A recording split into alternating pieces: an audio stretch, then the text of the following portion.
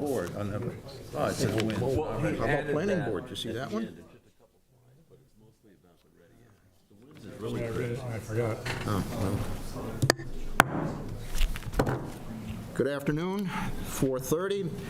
We've got a busy agenda, and I know a lot of folks have conflicting meetings, so I want to get underway. And first of all, first item on the agenda is, did we receive any correspondence? And I did get an email today via the committee website from the Green Center, and they had some comment on something that's on tonight's agenda. So just acknowledging they did send an email relative to things on the watershed plans tonight and watershed plans in general. I'm also, as chair, going to adjust the agenda. In reading my authority, I find I can adjust the order of the agenda, and in the interest of getting to number 3 and getting one of the presenters off to the Concom meetings, because he's wearing a lot of hats, we're going to do number 3, discussion of the Mass Winds Act and an associated act that are from different parts of the legislature. So, Dan, if you're ready, introduce yourself and tell us what you got. Yep. For the record, Dan Walsh, East Falmouth, and I am on the Conservation Commission at the moment. So in discussions around legislation that could impact the requirements for the watershed, I tried to do a bunch of research to try to understand what was going on today. And I know there's been some discussion about a couple of the bills that are going through the Mass legislature. So there's 2 of them that are there today. The Mass Winds Act, which is, as this says, it's really the economic development bill. And from the perspective, let me put this in slideshow mode. From the perspective of, if you're communicating with anybody, the numbers that are underneath there show you the House and the Senate version because they're not yet law. So you really, if you're going to write your congressperson to try to express your concerns for these things, you want to use the numbers. But, so let's just go through what's going on. So I've got one slide on the Winds Act. In summary, what it does is it provides the by right 2-family housing on all residential lots. So to the extent that that could affect the calculations that everything's being done for the watersheds to determine what the load on the systems could be, it's significant. It does go on to say within the regulations that while allowing it, it's still going to require reasonable limitations on the permits. And their definition of reasonable is what's outlined here. Those are literally their words right from the legislature. But the bottom line is, if you summarize it, what it says is they're going to have to meet the requirements in this specific example for Title V. So in that case, they would have to do denitrification systems, but it's still going to increase the load on any properties in the watershed if you double the amount of septic systems that are there. So I'll move on to the other act, but the point being, if you're concerned by that, it's write your legislator. And there's a slide at the end as to who they are and how to contact them when I get there. So the other one is the Mass Ready Act. The Act is really the environmental bond. And if you follow these, both of these bills are, generally speaking, annual bills. They come up, they fund either business development or environmental development, most of which is infrastructure development. But they title them different things because they try to focus on specific issues. Again, in this case, the numbers are different because they're in different places. In both cases, the requirements that create the problems are in the Senate versions of the bills, not in the House versions of the bills. So if you really, as you get into it, you really want to reference the Senate version and mostly focus on our local senators. So the Mass Ready Act, the positive side of it, bond bill, there's $3 billion in it. There's a lot of money there, a lot of money that Falmouth would be seeking grants to get for coastal resiliency and a whole bunch of other infrastructure-related things. So it's good in that respect. It's not entirely bad. It just has other issues in it, which are, it allows priority housing to circumvent all the wastewater bylaws. And that's obviously going to create another problem. So clearly it's something that myself, I would assume everybody here, all the people who are environmentalists, conservationists, would really want out of the bill. I can go through this. Anyways, this is the status today. So in the case of this bill, it's passed the Senate, it's passed the House, it's in conference. There was a letter written by all of these conservation groups collectively and sent to the Senate and the House to try to get changes made to the Mass Ready Act. And this is really the summary of what it said, which is fundamentally trying to fix all the sections. It's unfortunately, in this bill, it's not one section. It's more complicated. It's in a bunch of different places. But you can, if you want to read to understand what it is, I've got links in the subsequent slide that'll let you go read the letter that was written and all the details behind it so that you could kind of formulate a letter yourself. The bottom line is the way the legislature works is the more people they hear from, the more likely they're going to listen. So I know a lot of people in conservation have written letters. I'm just bringing it to your attention because it would be helpful if you, again, considered yourself writing letters. And I literally mean individually, because collectively, sure, they can look at this group, but you guys don't vote as a group when it comes to, you know, what they do. You vote individually. So letters are helpful, referencing that you're on this board, and what your real concern is with these things is going to be more influence on getting them to consider changing the act than anything else. So let me go on. Here's, I think I mostly said that. Here's the local people. Again, you guys probably know all of these people anyways. If you want the background data, here's where you can kind of get the background data, and you can just read it, so I won't read it for you, but the references are all there for you to reach out, get their contacts, their emails, and so forth. Of course, actually, I think their emails are right there, so the data's there. Now, you guys all have the complete presentation. There's another 20 slides if you want all of the details that are in here after this one. But in summary, that's kind of the two bills and the concerns that I just asked you guys would think about and consider writing to these guys to express your concerns. That's it. Okay, one question I have right off the top of my head is, any idea of when it might come out of joint conference? So from what I understand from reading what they say online is they're all trying to get these things done and in place so they can pass them in January. Because right now, the legislature is not in session. Right. And won't be until September. Right, that's right. So but the process, as far as I can tell, there's not a lot of information they'll provide you on schedule. Right. The only thing they'll tell you is what their goal is, which is to get them in place by January 5th is their objective. If you really think about it, what they're trying to do is they're trying to release funding for these things support. One's jobs development, one's infrastructure development. They don't want to delay the release of the funds. So they're trying to get the bills done.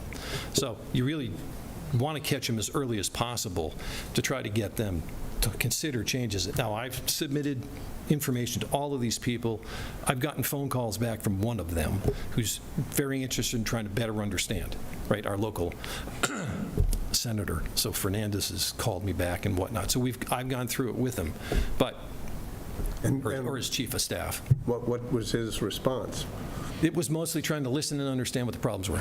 He understands. The bottom line is all of these things have the potential to create a whole lot of extra cost, which means a whole lot of extra tax burden, and that's not what anybody wants. So they get it. They're just trying to connect the dots in a way that you can figure out how to then address it.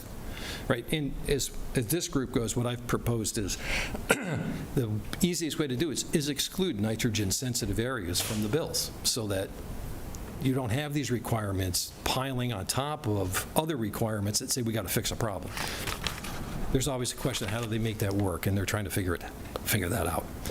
Yes. So Okay. Go ahead, Joe. So you're saying to exclude the NSAs, but does that potentially hurt us in receiving funding for some of our infrastructure development related to sewers and advanced septic systems or whatever? But right, there's no debate. I didn't mean exclude. I meant exclude from in the case of the first one, exclude the requirement for having duplex housing or two-family housing in all areas, exclude areas from that list that are already nitrogen sensitive. You weren't talking about the second No, one. Okay. no. So, it just depends on, you got to write different things to them for different the different acts because they address It's an different issues. incredibly complex bill. I mean, It I is. looked at it and it has, pages and pages of information that almost, you have to be a lawyer to fully understand, and references back and forth. But there is funding for things that may interest us. Oh, there's lots of infrastructure funding. And how do we tap into that would be my basic question. Money's short and tight, but it's out there. We just have to try to get it. Okay, anybody else on the board? Tom? I just didn't want to go too deep into the weeds here, Dan, but this phrase that they have sections that treat housing the same as ecological restoration. Yeah. I wonder what ecosystem they're replacing when they McMansionize a lot. Yeah, and I think that that's just, the problem with reading all of these things is they use vague terms, so it's hard to nail down Yeah. what it really means. And, then it gets cleaned up as it goes through court challenges to try to figure out how to narrow the definition. And it's hard to understand it, but the point being, you shouldn't treat housing as if it is an ecological restoration issue. Housing's a housing issue. It's an affordability issue. It's not an ecological restoration issue. So if you extract it out, then you don't have the requirements on the rest of the bill that you get to override things. So, yeah, that's why, again, I say, in the case of that bill, if you go read the letter from Mass Association of Conservation Commissioners, it's very specific, section by section, exactly what needs to change. So in that case, it's laid out. I wouldn't suggest you try to rewrite it, but rather what I did when I wrote is I referenced it, right? Good, thank you. Peter, anything? Steve? Alan? Right, Ken, anything else? Is there anything explicit in there for creation of affordable housing in the way of funding municipalities to acquire existing housing stock and convert it to affordable? So the only thing I recall seeing in either one of these bills is there is money to convert unused municipal buildings into housing stock. Beyond that, Small. yeah, right. But that's mostly, they're trying to find a second use for the buildings that are otherwise Well, that's not being legit. used, so. Actually, Dan, I think on that point, it's not just municipal. I think I remember reading that unused commercial property, right? It may be as well, Could be yeah. converted to residential. I think. Could be. I Could don't be, yeah. remember exactly what I read and when I read it, but. Yeah, I don't either. There's too many bills that run together, yes. There's an awful lot to this, and it's something we just became aware of in the past month or two.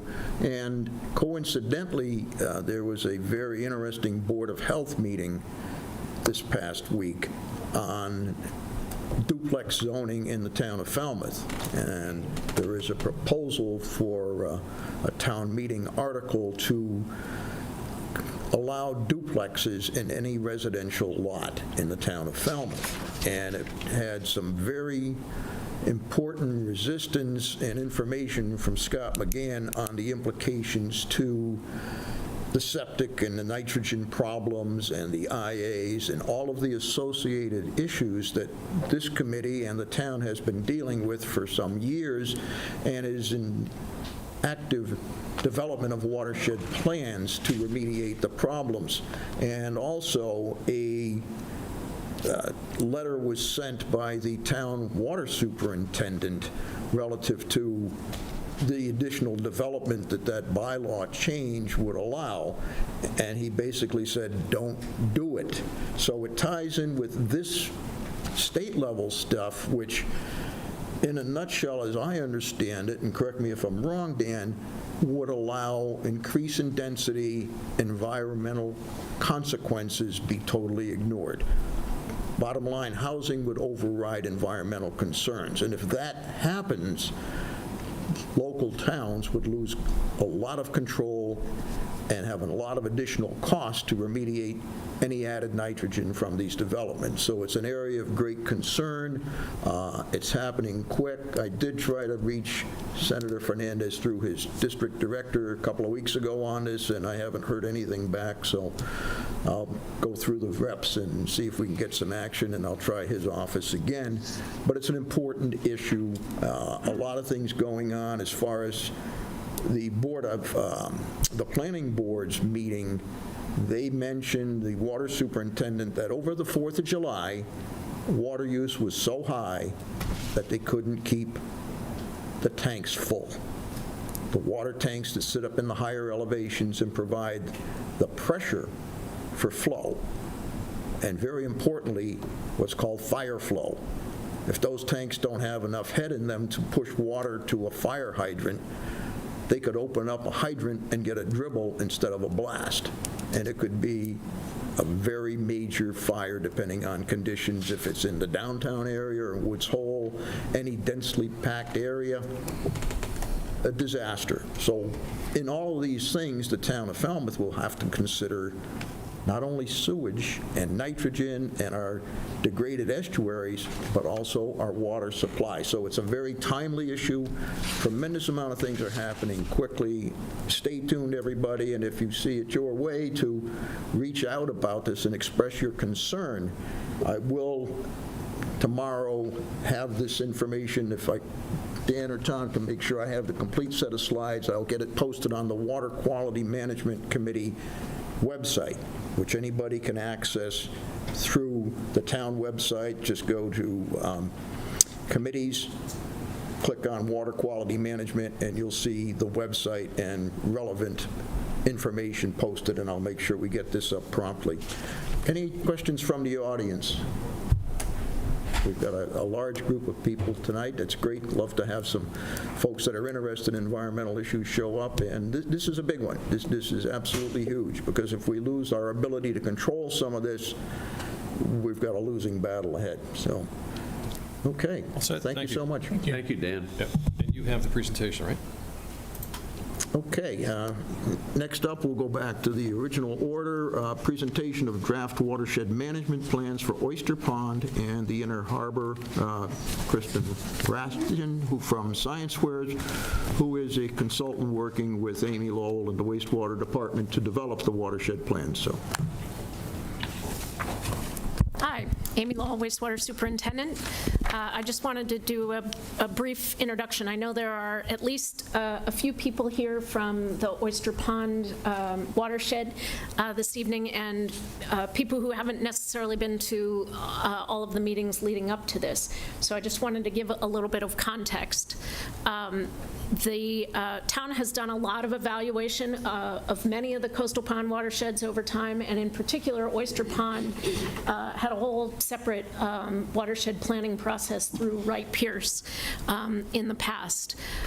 Right now, Kristen Rathjen with ScienceWares and the GHD are going through a process of updating the water use data for watershed evaluations, and then working with the town to put together a draft watershed plan for each nitrogen-sensitive area in Falmouth.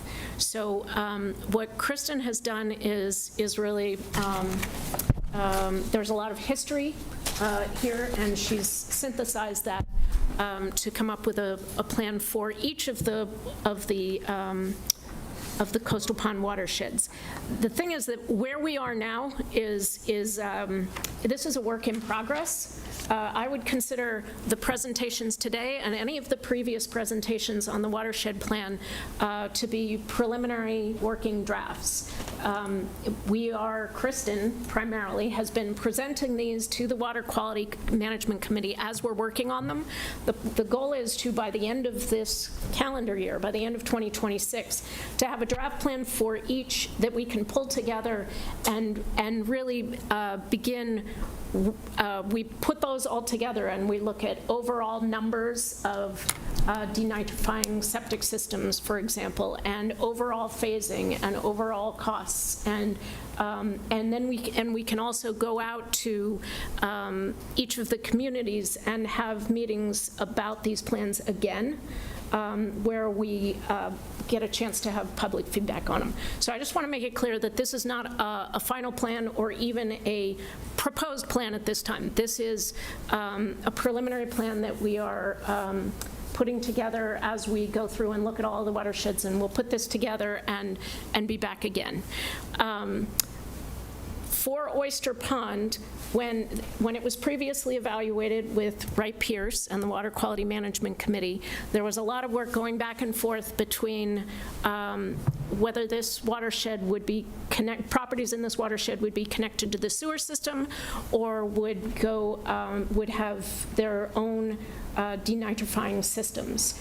The plan that Kristen is going to review today is going back to the individual denitrifying system concept for several reasons, and I believe Kristen has a slide about that, but in the basic couple of issues are, number one, this is an isolated area which is a ways from any other sewer area, and there are, in general, larger parcels that are more spread apart, so it is less efficient for sewering. Also, it is further out. It is not even on the capital plan for sewering at this point. So if there is interest in making progress in the Oyster Pond watershed in the next 20 years, innovative alternative septic systems, and actually for Woodrise, potentially its own wastewater treatment system would be the most time-efficient way to make progress. Amy, I think you mean I always do that. Yeah. I always do that, even though my mother-in-law lives there. Treetops. Treetops is the development, the main development here on the northeast side of Oyster Pond. So Kristen has done all the work, and I'll let her do the talking, but I just wanted to provide the overall context. Thanks, Amy. Kristen Rathjen, ScienceWares. So we'll jump right into the Oyster Pond plans. So for people who haven't been here for other watershed plan presentations, the way the town is approaching this is looking at a couple of iterations. So counting what's considered alternative technologies by the state, so shellfish, credits for fertilizer reduction, stormwater management, and different performance levels for different types of septic systems. If all of those alternatives are performing as expected, that's what we're considering the preferred plan. For the state requires a backup plan that you can't count any of these alternatives. You can only count traditional sewering or nitrogen-reducing systems that have a performance level of 19 milligrams per liter. So there's a plan that considers all of that, which isn't shown here. But then working with the working group and what the town might reasonably expect, the town is putting together its contingency plan where the town is looking at maybe only 50% of the shellfish actually do what they're supposed to in a year, and half of the fertilizer credit. So we're adding some contingency factors into that preferred scenario to give a little bit of a conservative buffer. So these are the two plans side by side. We have a preferred plan and we have the Falmouth contingency plan. So as Amy said, almost 10 years ago now, Wright Pierce worked on a draft comprehensive wastewater management plan for Oyster Pond. And within that draft, it was identified two preferred scenarios. And the one that came out on top was using the nitrogen-reducing septic systems. What we have been working on is going through recent water use, which is a proxy to nutrient loading in there, comparing it to the original Massachusetts Estuaries Project numbers, comparing it to the work Wright Pierce did, and looking at what the numbers are today. The numbers are slightly different for what the loading is, but when the math gets done, pretty much Wright Pierce had recommended to achieve the target nitrogen load in Oyster Pond, all of the parcels would need a nitrogen-reducing system at 10 milligrams per liter. And that's pretty much what this exercise is also showing. So yellow parcels, these are parcels that have existing nitrogen-reducing septic systems. These pretty much all have performance levels through the state at 19 milligrams per liter. Under the preferred plan, these would be systems that can achieve 10 milligrams per liter or a 62% reduction in nitrogen from the effluent. Under the contingency, this would be systems that achieve 12 milligrams per liter or a 54% reduction in septic nitrogen. So under the preferred plan, pretty much all of the main area of Oyster Pond is included, all of the parcels. Green parcels are currently undeveloped and are not expected to have any future flows. Orange parcels are conservation parcels. So all of the purple ones are developed ones that have existing septic systems.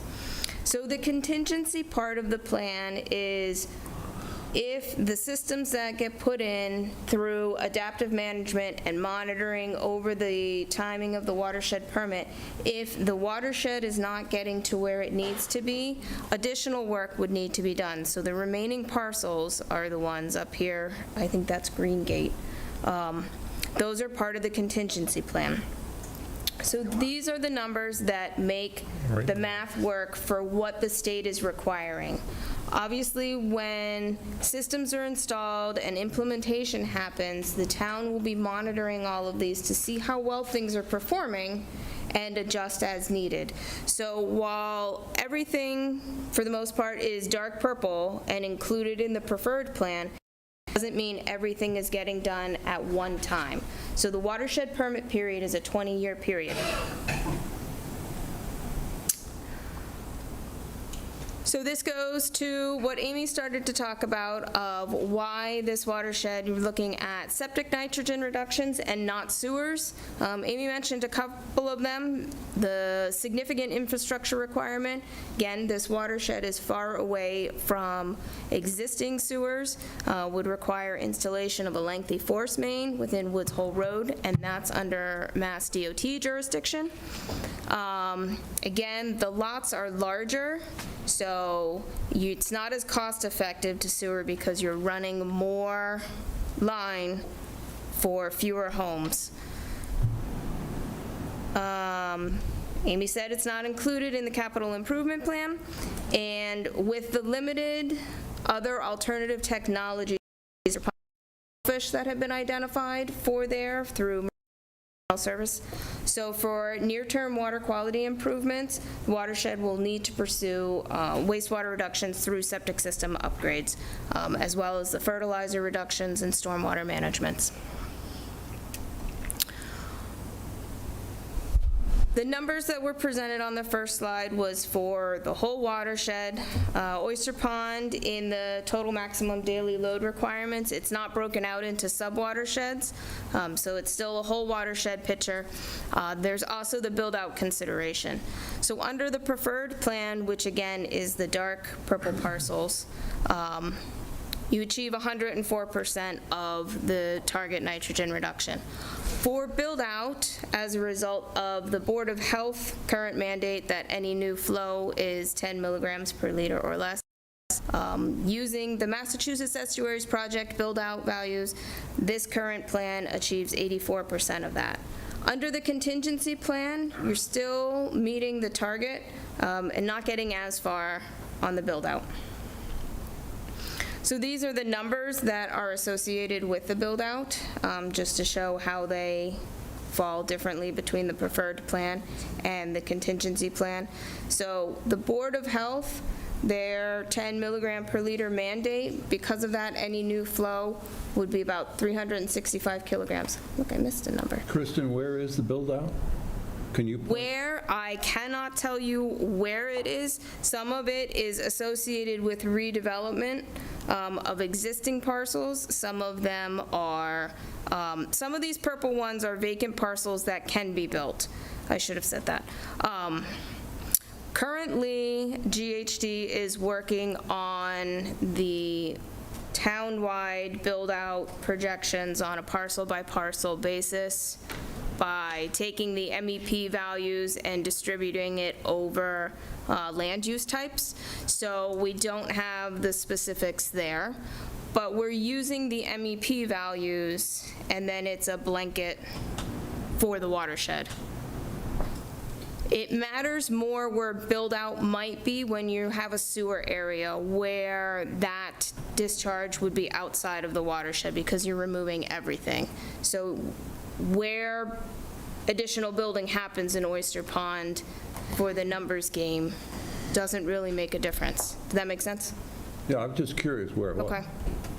I don't know. Maybe you're making a duplex. Yeah. Get in That line. brings up an interesting thing about the duplexes, which is there's probably a price cutoff point. Above that, it's not in the owner's interest to devalue their estate by changing it into duplex. It is. I'm Let not me a know. real Let me estate know the expert, results when you determine that. but The Ready and the Winds Act people might want to think about that. Like for the board of, the planning board and the state. So let's move on with the watershed. This is the summary of the long-term data set at the Sentinel Station. This is the UMass, University of Massachusetts School of Marine Science and Atmospheric Technology. This is the Sentinel Station. It's the long-term monitoring station. This is the summary of the data. The red line represents the target as identified by the total maximum daily load report. So you can see that it's variable over time. As far as eelgrass, all of the eelgrass and seagrass that has been captured on the DEP aerial eelgrass surveys is outside of the watershed.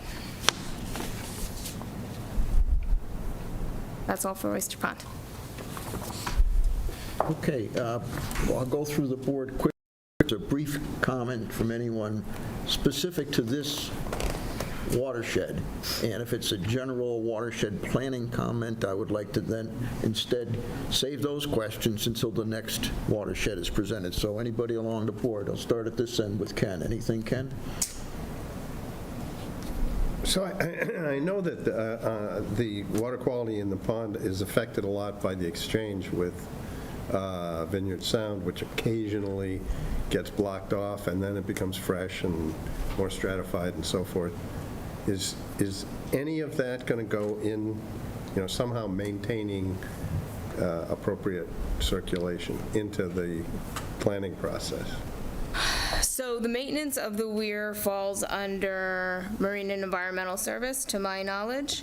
I don't actually know what their maintenance schedule is, so that's, or operational schedule, so that's a conversation to have as far as Chuck. I know that, as you said, definitely there's impacts to the estuary as a whole and maintained, so. Okay, Alan? Oh, hold on a second. I think that is a good comment, and we can talk with Chuck and look at including, but we have to make sure that any commitment we make is consistent with the resources and whatever the ability is of MES to complete that work. But we can certainly include something about that in the watershed plan. Thank you, Amy. Alan, go ahead. Question, for those homes in the Green Gate, how many years out from the start of implementation of this would it be to determine that, oh, we are or we aren't making it with the initial IAs, and we have to trigger those homes? So that comes back to some of Amy's comments about once we have the townwide picture, looking at the phasing within a watershed permit. If you're looking at phasing the preferred plan, that would be over the 20-year period, and toward the end of that watershed permit might be the decision to look at the contingency. So it may be an extension of the permit, it may be a second permit. These are all conversations that have to be had once the townwide plan is in place. Do you have more? Go ahead. Follow up on that. As we've talked about in previous meetings, the recovery period for ponds is slow and unpredictable, so that we don't have a complete answer to that, but we will have to propose a schedule within the watershed plan and then evaluate over time. One more, Alan? Yeah, just a small sort of housekeeping thing. I noted in the map for the harbor that there's street names. there's no street names here. Maybe the scale of the map washed them out, but it would be helpful, we all are familiar with maps, but folks who aren't say, is my home in there? We don't have, identifying some Well, roads so would don't help. forget, these are drafts and this is not the plan. So once it becomes part of the application for an actual watershed permit, that's when it becomes the plan. So we don't want people on alert or, yep. Guide folks to Yep. where they are.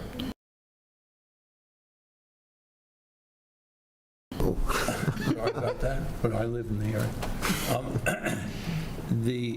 First, I want to concur with what Alan just said, and even though this is preliminary, I think we should do this for all the watersheds, I think there should be a list of the property addresses, and that should be made public, with a note that it's preliminary, but you don't get people interested until, as I said in another meeting, if you say 20 people are going to be shot at dawn, people say, well, 100 million people die in the world every year. If you say you're going to be shot at dawn, it gets somebody's attention. And I hear you that it's preliminary, but you don't want to go saying it's preliminary, don't worry, don't worry, don't worry. Oh, this is the final plan, too late to make any changes. That doesn't make sense. The second is, That wasn't a question. Good point, depends on I who's think standing. part of our function is to make comments. When I was working in Maryland, engineers were required to show their work, to submit to the town where they were getting permit, their actual calculations. When we were working with Ed Leonard of Wright Pierce on the initial report 10 or so years ago, he actually came to the conclusion that sewers would be less expensive than IAs. Of course, that was using the costs of the time, but the rising inflation lifts all the boats. And I would like to see the calculations that were done now that come to the opposite conclusion. So the cost estimate side, again, has not been looked at until we have a town-wide picture. So that is another phase of the planning process. But you had a slide where you stated that one was less than the other. I'm an engineer. That implies there are two numbers that were compared. This is not on Kristen, this is Right. me. It's not your fault. No, it is. So Okay, let her speak. you are right. We have not done a follow-up detailed cost estimate for this. This is a general statement about efficiency in general. We do need to, there is, as Kristen said, another phase to this project where we look at sewer costs and IA implementation, and we can provide, that documentation will be provided as part of the watershed plan. Okay. And the last question / comment, if you can go back to that slide with the map. And this is also something that either Alan or Ken mentioned, following up on it, that the Green Gate parcel, how many years does it take for a wave front to go from there to Oyster Pond? They are more than 10. All right, so if the trigger is pulled that said you're not making it with the preferred plan, you have to go to the contingency plan. Granted, most of us won't be alive then, but you guys will be. But, is there then enough time legally to implement that and also have it arrive at the pond and make a difference in time to make the measurement turn out to be sufficient? That's a DEP question. The DEP, the permits are not requiring the Sentinel stations to be meeting their watershed permit period. What the watershed permit requirements are having is efforts and implementations to reduce it and justification of how much that load has been reduced by, and supporting data. So for septic systems or sewering, measuring what your effluent concentration is, measuring like Ken's groundwater wells and Little Pond. So data to support the reductions that have occurred in that watershed.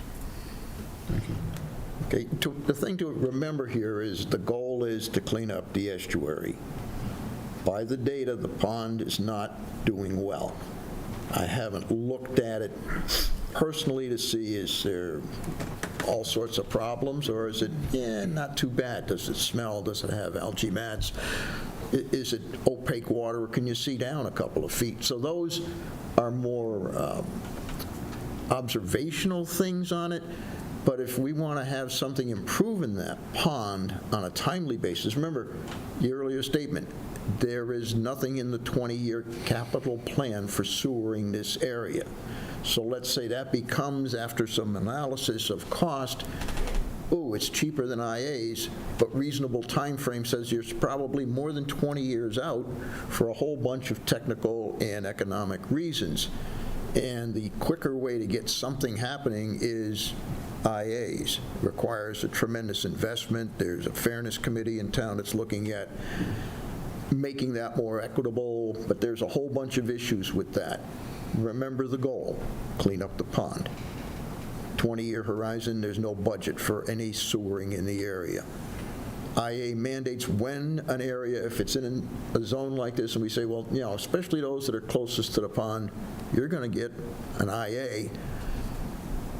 Then when that will be required, the trigger date depends on really a lot of debate amongst the town boards and a Board of Health decision as to when they would want that trigger pulled, whether it's sale of property. Right now they have only increase in flow, whether it's a new build or a tear down and renovation or adding a bedroom. Flow increase in that area would require an IA. There are no other triggers currently, but down the road there's going to have to be. So, go ahead. Peter, anything? Thank you. Yes. Building on Ken's question. Okay.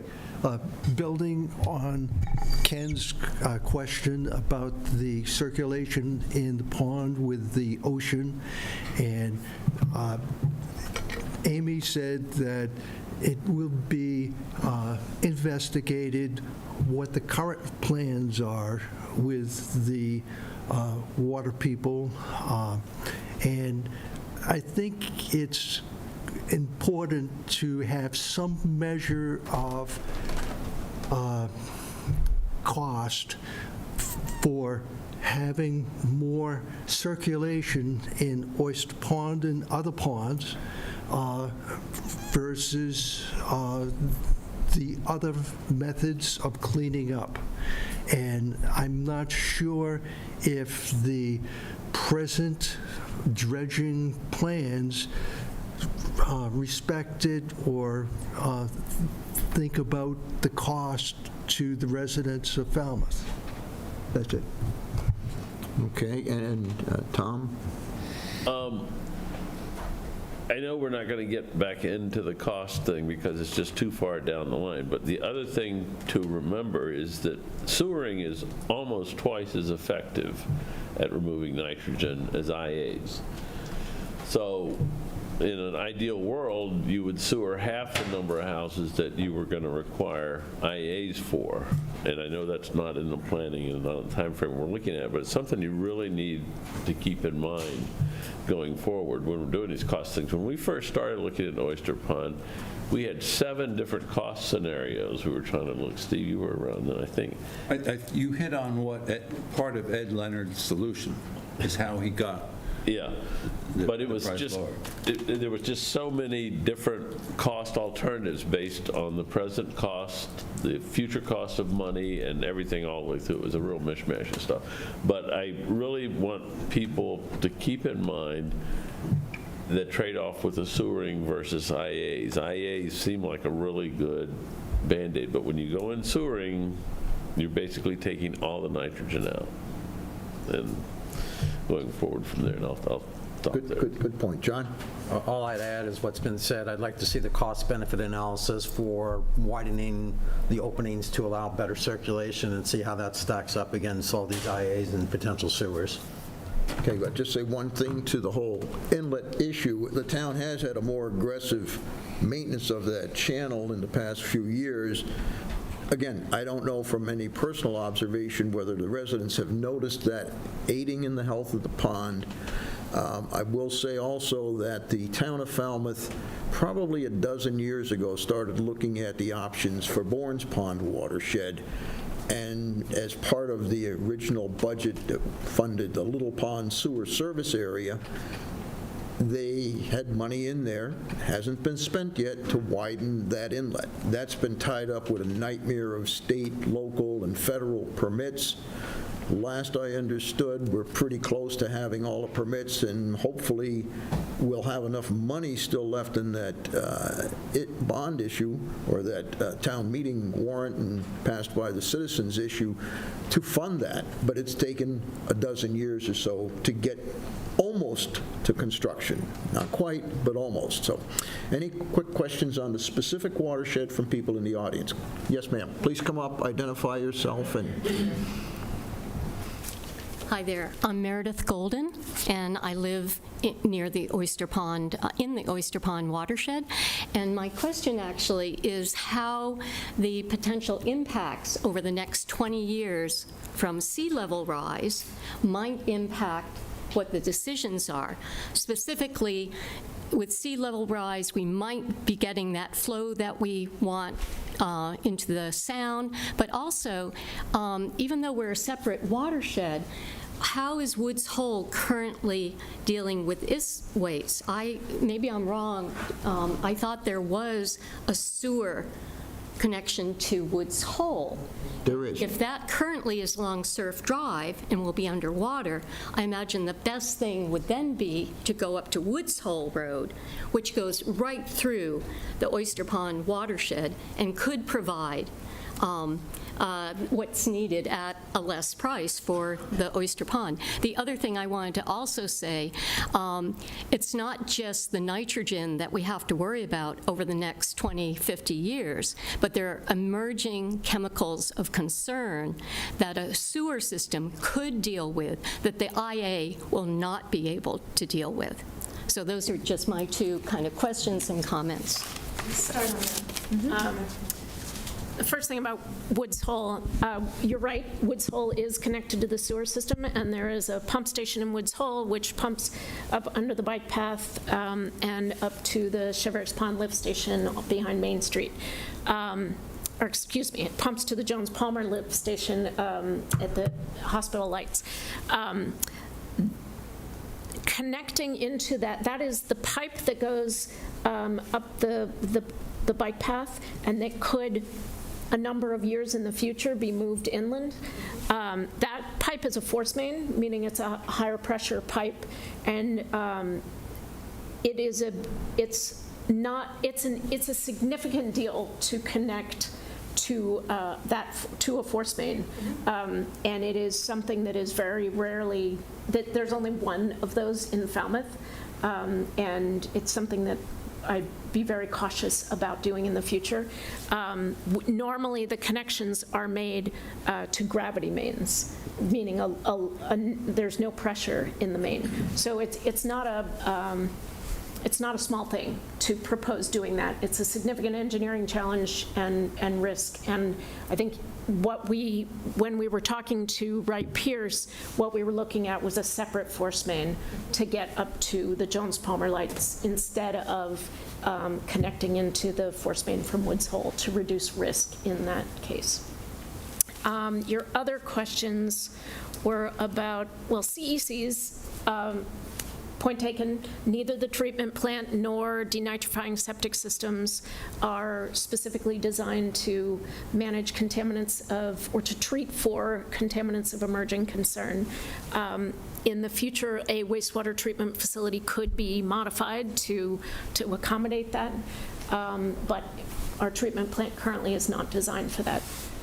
You had an initial question that I've forgotten. Do you recall? Sea level rise. Sea level rise. So this is related sort of to your original Flushing subject. So John brought up inlet widening. To my knowledge, inlet widening has not been proposed as a realistic solution for Oyster Pond. Maintenance of the existing system that drains and does of the system that flows in and out of Oyster Pond is recommended and has been, as somebody mentioned more recently, renewed with the Marine Environmental Services. But this particular inlet is not, it would not be realistic or helpful to widen it to improve Amy, Oyster Pond. it was considered a long time ago, but it was rejected because Oyster Pond is unique compared to all the other estuaries. It's neither salt nor fresh. It's brackish. It's in between, which Right. is slightly salty. That's the definition. Okay. Has the value Sir? of herring. Excuse me, sir. Sir, you asked for, you had your hand up, so I was going to recognize you next. So if you want to come up and use the mic so everyone can hear you. Thank you. Hi, Bill Kerfoot.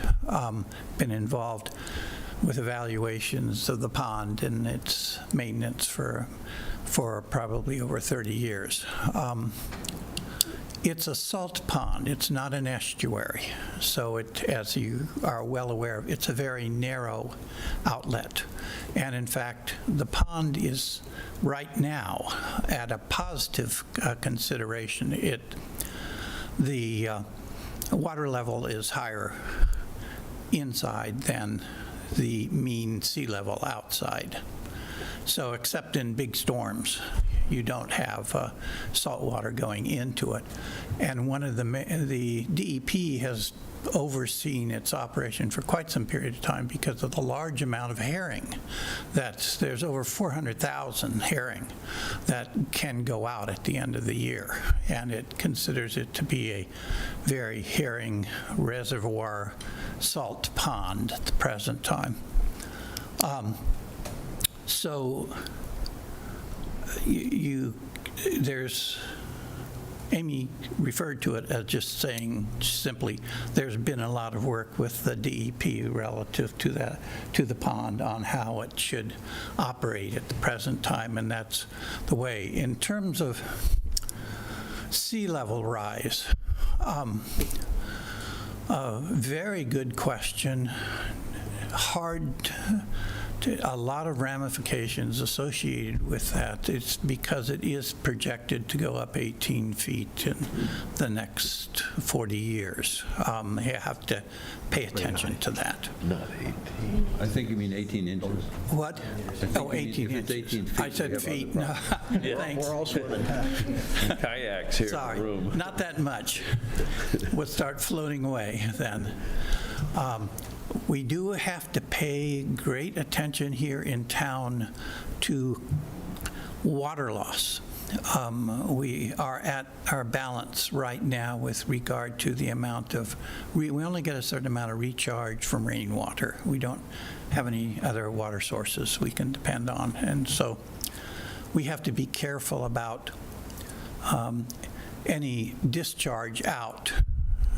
So when you say the sewering considerations, they all have to be carefully balanced and looked at, because even though right now we have taken recently an outfall situation, that still on calculations represents only about 2.6% of our total recharge. But if we start getting to the point where we move too much water out into the sound, then all of our pond levels will drop. And the water that we have problems on right now, withdrawing enough during the summertime, will become much more difficult and may be subject to saltwater intrusion. Okay, thank you. Thanks. Okay, I don't remember whose hands were up first. I'll start here on my left. Go ahead, sir. Come on up. May I sit because of mobility issues? Absolutely. Okay, thank you. You have a nice loud voice. It'll We carry. installed a RUC system in 2014. It's been in 10 years now. it has averaged take approximately 89% of the nitrogen. The absolute levels over the years, 10 years now, is something like 5.1 milligrams per liter. And indeed, just this past June, that's exactly where we were. So I think the IA systems are about twice as good as people like to believe. We live right, if you look at the map, look at the D, at the bottom of the D, you see a little bit of yellow that sticks into the pond, and that's where we live. So I just would make these data available to you if you would like them. But I think to say that you must go below 12 milligrams per liter is an underestimate of what the systems today can do. And I'll bet there are better systems than what we have. Thank you. That's an interesting point. You know, the RUC system, unfortunately, is no longer available. That's been discontinued by the inventor, manufacturer, whatever we wish to refer them as. But that's a great point. Thank you for that. Go ahead. Now, moving this way, sir, you next to the last roll. Hi, Andy Wexler. I'm on the OPET board, and I live directly on the pond, in fact, in the other little peninsula there. Thoroughly agree with the fact that we should be reducing nitrogen in the pond. And when we take a look at that spike of outflow that we saw there, we had one recent algae bloom in 2019 or 2020 there, directly result of the fact that that outflow was somewhat, had required dredging. And when that dredging has taken place, we have remained fairly algae-free through that period of time. That said, in terms of putting in the independent systems on the houses, of course there's the cost, but the question is of the effectiveness of it. Many of the houses, including mine, on the pond are occupied for only 6, maybe 7 months a year. What I have read about the various systems that are currently in existence is that one needs to have continuous use of that system for it to be effective. The bacteria that are part of that system need to be recharged, that they do not get the adequate nutrition that they need. And so the question is that, and then of course when you went around to test it, which is going to be a charge as well to the homeowner, you would be testing and you'd be failing all the time because essentially these systems are meant to be continuous systems. There are a great many houses around the Oyster Pond area that are not occupied for the entire extent of the year. And if they are occupied, you're looking at maybe 2 people or 3 or 4 people total, which isn't a huge lot of nitrogen output. So the question is not whether you need systems to do something, but whether those systems are actually effective, given the cost that you're putting them in to do the job. Now, technology is improving all the time, obviously, and as the years go on, hopefully we'll have something that works better that doesn't require that full-time use. But I think that has to somehow be considered before you say, no, everyone should be putting in these systems that are costing a pretty penny, plus the monitoring is a pretty penny as well, but they're not going to be effective given those types of criteria. Thank you. May I answer that? Yes. And that is, we did worry about that to begin with. We've lived there year-round for the last 2 years, made no difference at all. We've never had a problem, right? The first year, we made our first measurements only a month after we put the system in, and we were already taking out 50% of the nitrogen. By the next year, it was 80%, and it stayed at that level or beyond ever since. So I don't think that's a problem. Now, it is true there are RUC systems aren't being made anymore, but there are other systems that I understand are even better than the RUC system. It's an excellent question and a point you raised, sir, because the seasonality has been part of the conversation with the IA manufacturers. At this time, at our next meeting in 2 weeks, I have scheduled the Clean2 company, which manufactures the Nitro E, which is the best system out there right now. They have over 300 en masse, so it'll be a good question. In a previous presentation to us, probably a year or more ago, they said seasonality has not been an issue with their systems, but it's an excellent consideration. It's characteristic of a lot of Falmouth, especially the closer you get to the water, the more seasonality. Sir, you were raising your hand for quite a while. Please come up. My name is Jeff Klopek. I'm also a resident of the watershed. Ed, you mentioned a fairness committee that's going to be looking into financial equities. I'm wondering if you can tell us any more about that, whether they have public meetings, whether we can provide input to them, and a little bit more background on that. There is, the town, I understand, is still reviewing applications to that committee, so they haven't met yet. I'm not sure what format they will follow. It probably will not be public open meetings, at least initially, but I do not know that. So, but it's close to formation, and then things will hopefully happen on a quick time basis. So stay tuned. You know, when we hear anything, and we'll let everybody know through this forum. Good question. Thank you. Okay. Gentleman in the back, got your hand up. You sir. Yes, thank you. You have to come up to the mic, though. Sorry.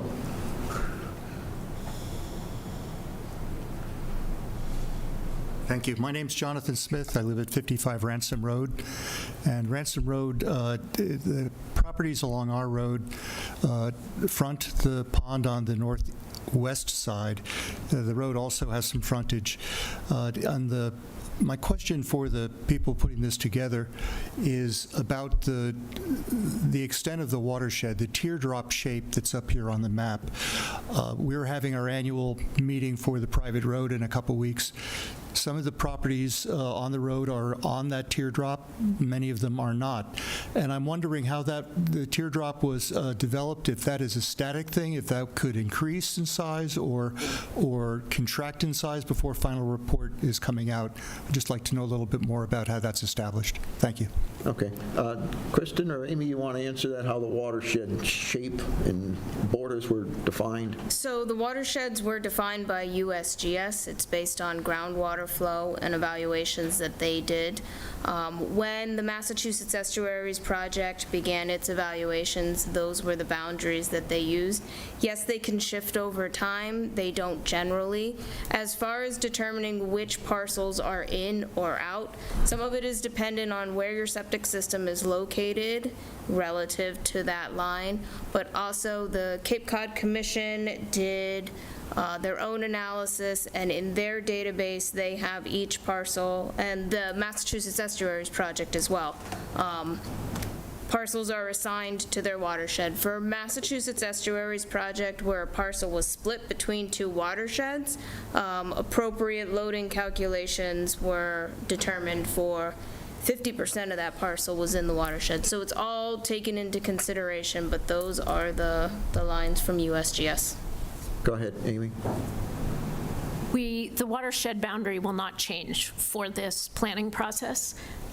So in answer to the question, and related to an earlier point, we can certainly, in a different version of these are the scale of these doesn't make sense to put road names on them, but we can at a different scale put road names on them to help with people looking at that. As I mentioned before, I'd like to see that as a tabular list posted on the web. Street addresses. I personally think it's too early for that.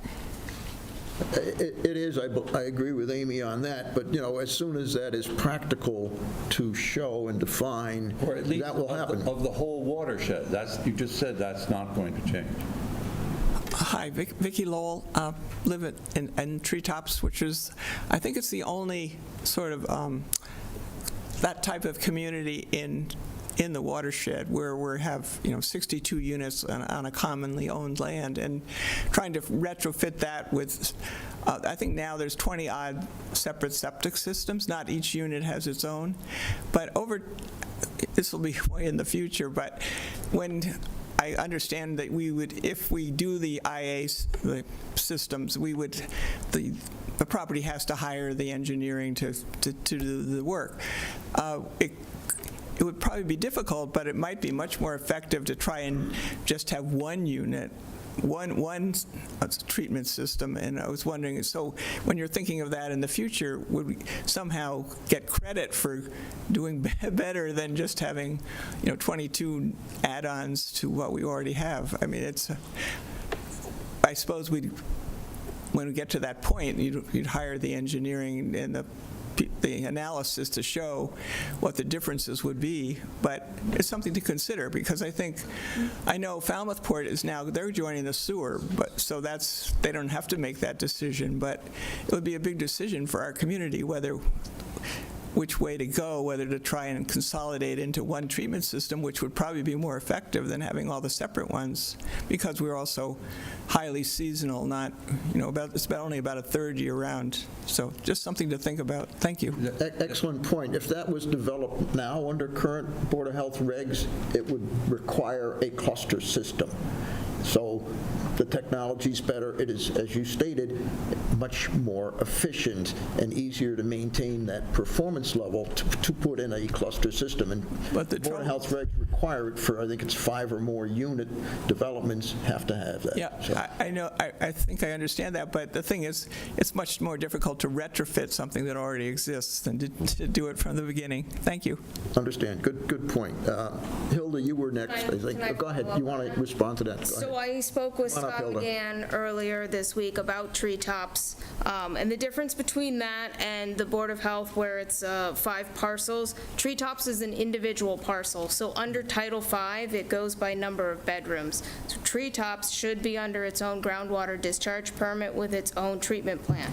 Right now, groundwater discharge permits are at 10 milligrams per liter unless it's a special case, so it's still the equivalent nitrogen reduction of what's being counted in the preferred plan at 10. Okay, Hilda, you were next. Hilda Menge, Green Center. I would like to thank Steve for your comment, Steve Layton, for your comment about telling people right now and tell them it's a draft. They need to prepare. There are people that know if this is coming up, they might have to move. They have to prepare. And even though it's a draft, if they know it's a draft, then they know it might not happen to that particular house, but it is very likely if they're right in the center. They should know, and the sooner the better, and not wait. There's no reason to wait. The other one is I would like to make a case for performance-based evaluations and not nitrogen concentration, because nitrogen concentration means nothing. We need to know the load.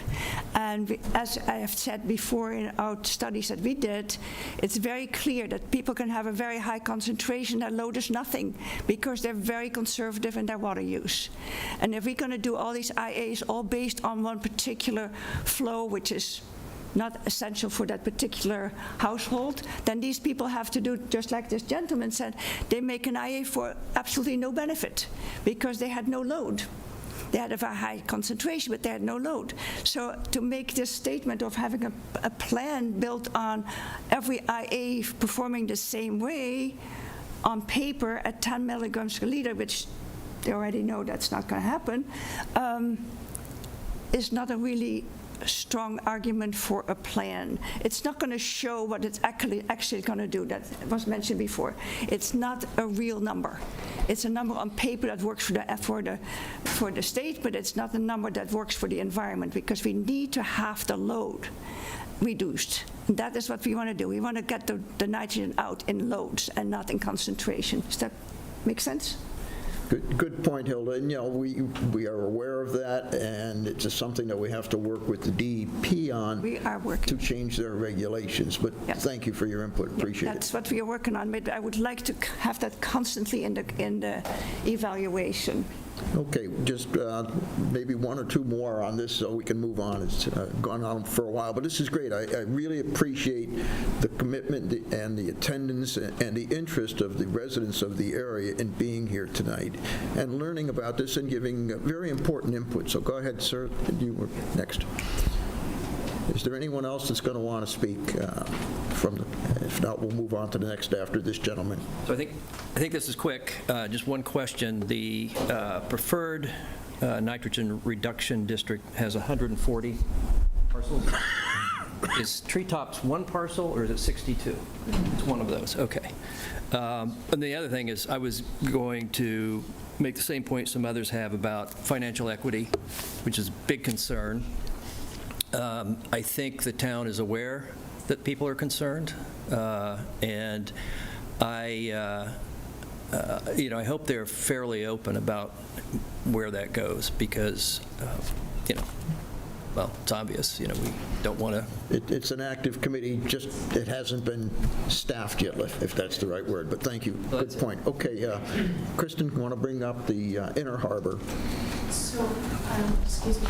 I apologize. I have to go to the T-Ticket Association meeting at 6, so you can. I'm not going to be here for most of that presentation. I'll be leaving in 5 minutes. I apologize. Yeah, thank you. I was supposed to be there too, but I told them I'll be late if they're at all. Go ahead, Kristen. Thanks, Amy. Want me to talk really fast? All right, Inner Harbor, another small watershed. We'll get right into it. For this one, the preferred plan has an extension of the existing sewer service area. So our dark pink, purple, so blue parcels are the existing sewer. Dark pink are what is covered in the preferred plan. So these would be the ones that when you're also considering shellfish, so there's a significant acreage of shellfish within this that Marine and Environmental Services identified for in there, as well as when you consider fertilizer, stormwater, and atmospheric deposition credits. Should the shellfish not perform, taking the 50% credit that we talked about for the contingency, and also reducing fertilizer and stormwater, you'd have to expand sewer slightly. Those would be the light pink areas. Those are the contingency sewer areas.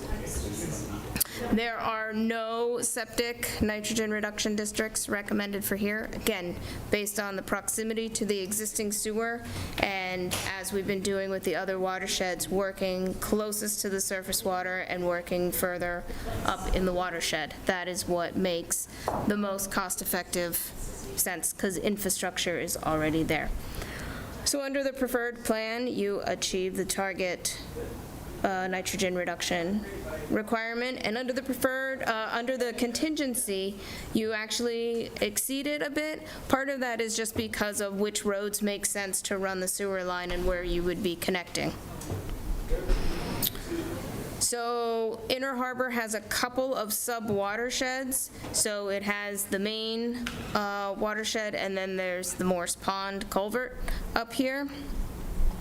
With the plan, with atmospheric deposition and the fertilizer credits and stormwater credits, and on a sub-watershed level, both Morse Pond culvert and the Inner Harbor itself would meet under the preferred plan and under the contingency plan.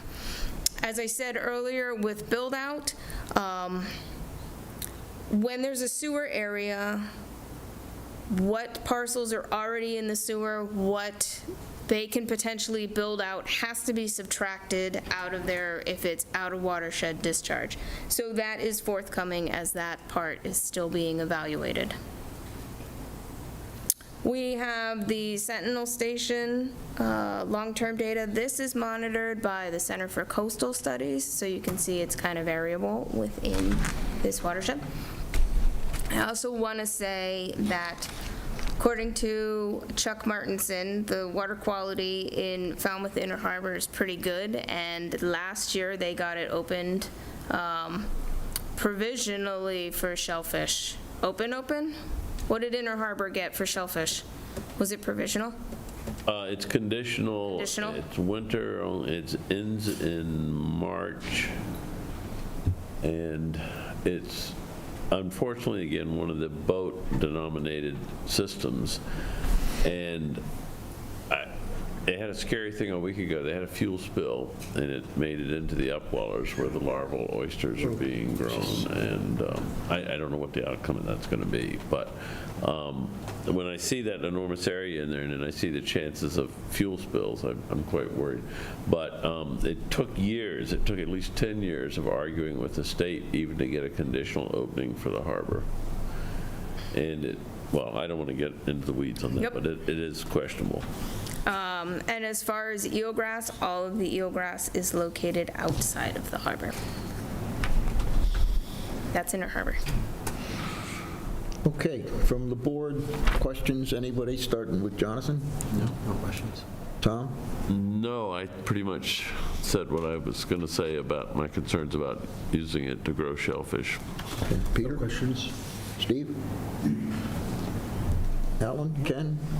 I don't have anything. Okay, I'll throw one at it because I have noticed that the draft watershed plans now differ in some areas significantly from the geo-boundary exercise we went into in 2024 and early 2025, or I think we finished it in 2024.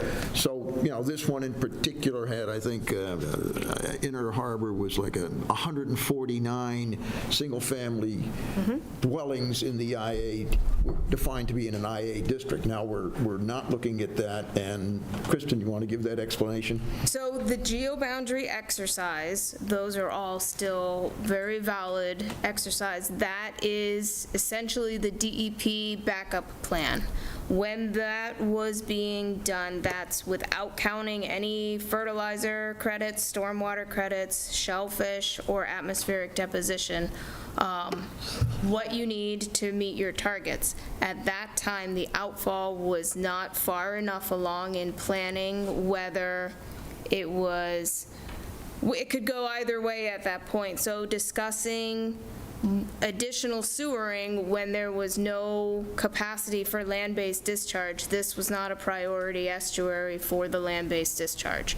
So should something go wrong and we're back to land-based discharge, this would probably revert back to a version of what the geo-boundary was, but including shellfish, fertilizer, stormwater, those credits. Okay, thank you. Can I ask one quick follow-up to that? Okay, and then Earl, you'll be next, so I want to mosey up to the mic. With the new preferred targets plan you have, is the number of nitrogen-reducing septic systems, IAs, significantly lower than it was when we went through that other exercise where it was somewhere between 6,000, 7,000? That's the number we commonly throw out there, but have the numbers dropped down because of these other? So when you can actually consider the alternatives even at 50%, like for the shellfish, yes, the number comes down.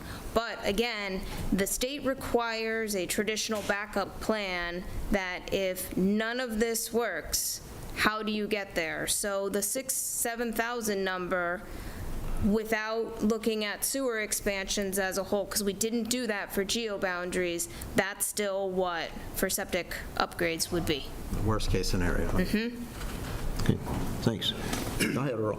Yeah, Earl Barnard, Green Center. It's over 8,000.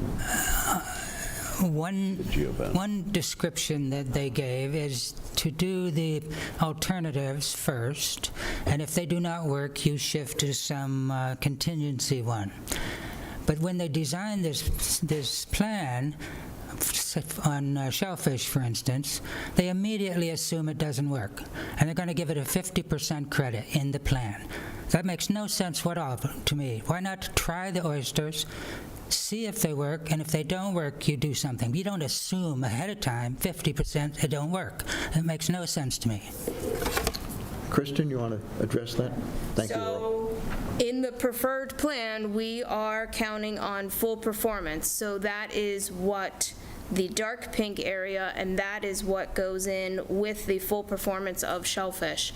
So shellfish are pretty susceptible to disease, all kinds of other things, fuel in the upweller. So it's a contingency factor that as the watershed permit progresses, if we find that they're not performing and not enough nitrogen is coming out through the combination of everything, what's the next step of what might have to be done?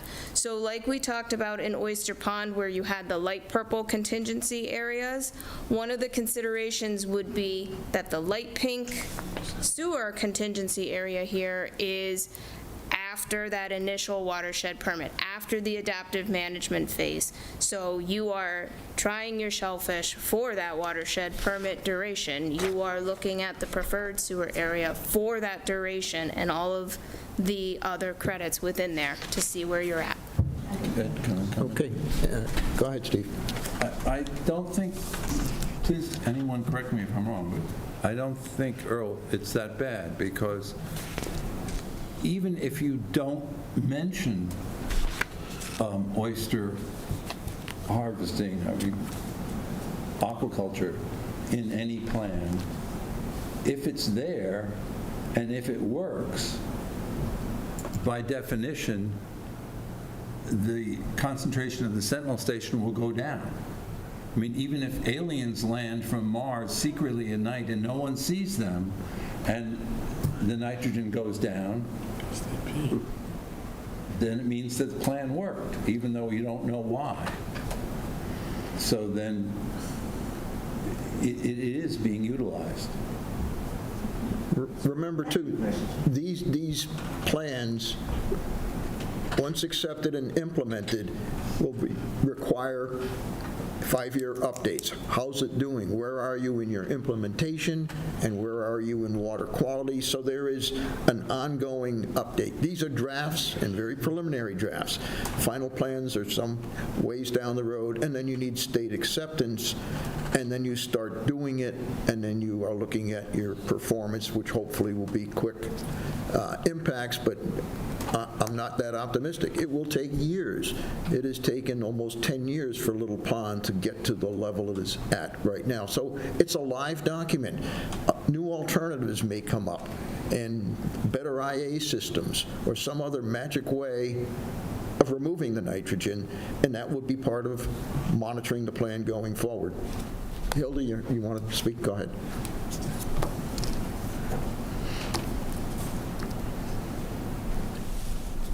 Hilda Menge, I have that magic one. It's composting toilets and incinerating toilets that are already permitted.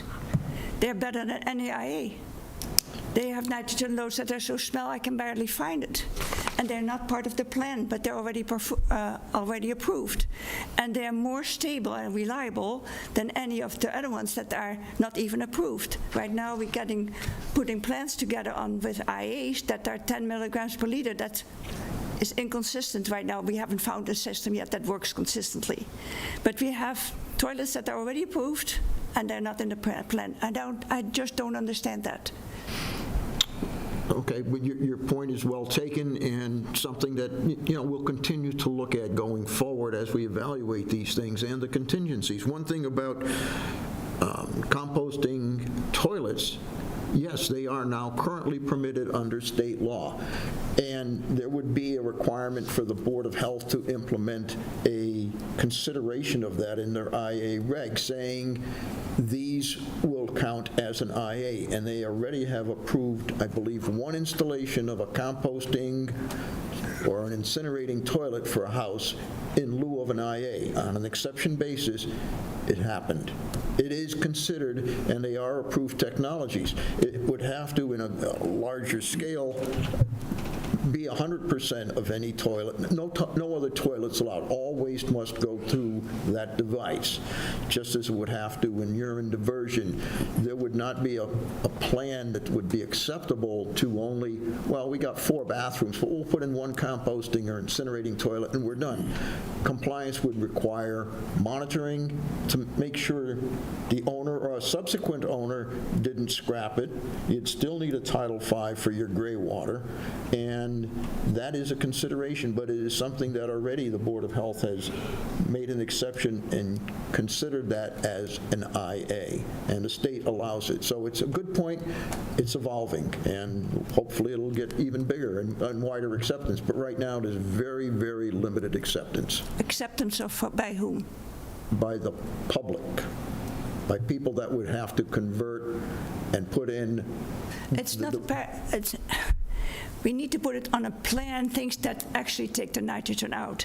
If they're approved already and they can do a certain nitrogen reduction, they should be in the plan. If people don't want them for some reason, then you have to do twice as many IAs. Right. But people have to understand that. But just to clearly say people don't want them, If people wanted them, there would be a lot more than there already are, but I understand your point. no, and- because right now people are waiting because they don't know if they have, on top of that, have to hook up to a sewer, or on top of that, have to have an IA.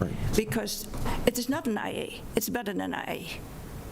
I think when Okay. people see the cost of the IAs, if they haven't already, and they need to compare the multiple technologies that are available, and I agree with Hilda, it shouldn't be IA only. If we have an approved technology and it costs a fraction of what the IAs cost and it does the job we need it to do, then why isn't it part of the basket of solutions in the pink areas? It is an alternative that has the precedent of acceptance by our Board of Health under their septic Title V reg, which subset of that is the IA reg.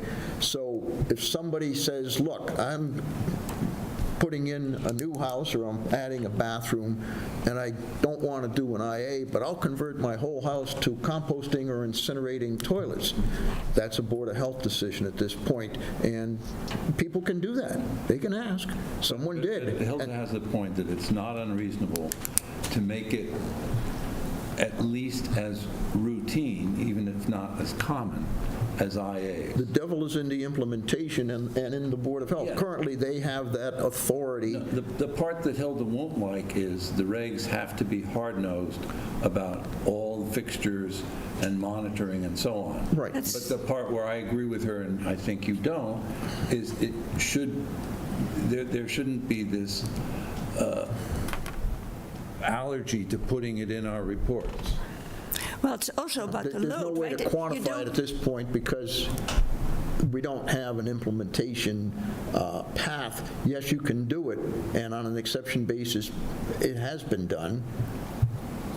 That's a Board of Health implementation thing, and the whole complexity of IA implementation and triggers is just incredible. It'll make your head spin, and the Board of Health is really having a lot of difficulty making it happen. But it's certainly something that, A, is approved technology, and B, the Board of Health has accepted. So it is accepted. I think it's a tough road to get widespread adoption, but it can happen with If it's on the plan that these houses should be a certain load or less, right? Say, it should all be by load. And that's why it doesn't matter if you have one or two bathrooms on a particular composting toilet. If you show that the load, twice a year, whatever, is below a certain amount, then you're set. And that's what we have proven. It doesn't matter. You don't have to do all bathrooms. Okay. And it's all clear also with people that even never in their house for more than 3 months. If you can show that you have a load, a certain amount, below a certain amount that is needed to get to the point of the goal that we need to achieve, then that's all you have to show. You don't have to show all your bathrooms. It doesn't matter what you do as long as your load is lower. And that is ultimately the goal as far as I understand. Load percentage reduction is part of the Board of Health regulations, and hopefully tonight we'll at least get to do a first cut through the RME that we've postponed since last spring. Okay. Can I do one?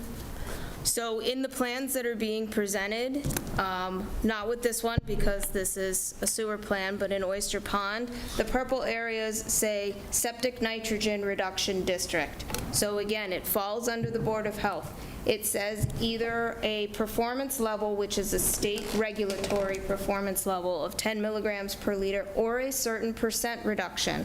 So how the Board of Health decides to incorporate any of the technologies that may be considered Bannert, may be considered nitrogen reducing, that's on Board of Health. But there is a way in the plan to account for all of it with the right monitoring schemes. Okay, thank you. a lot of issues here, and they're very, very complex, and I think the more people look at it and listen to what the Board of Health is facing and discussing, and what the overall town and the whole Cape and parts of the state, like the Vineyard and Nantucket, are facing with these very issues, it's enough to really make your head spin. The complexity will be evident as we start talking about the next item, the RME draft. Tom, do you still have a slide that we can put up for that, or John? Do you have, I don't. I have my thumb drive if you want to put it up there. I think it might be instructive for people who haven't looked at it, hopefully to... Kristen, could you be the putter-upper, please? That was already in motion, Tom. Thank you, Kristen. I didn't want to have to tase you.